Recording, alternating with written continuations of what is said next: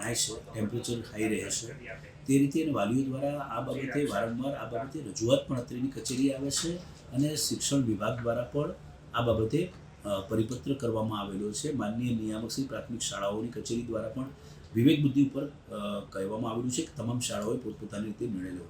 જ્યારે સમગ્ર રાજ્યમાં માનનીય નિયામક શ્રી પ્રાથમિક શાળાઓ દ્વારા કહેવામાં આવેલું હોય એટલે દરેક જિલ્લાની પરિસ્થિતિ અલગ અલગ હોય. અમદાવાદ શહેરનું જે રીતે ટેમ્પરેચર જોવામાં આવે છે તેના આધારે જે રીતે ફરિયાદો મળે છે તેને ઘણી વખત 1:30 ને 2 વાગ્યા સુધી શાળાઓ કેજી અને પ્રાઇમરીના બાળકોની ચાલુ રાખવામાં આવે છે. બિલકુલ યોગ્ય નથી.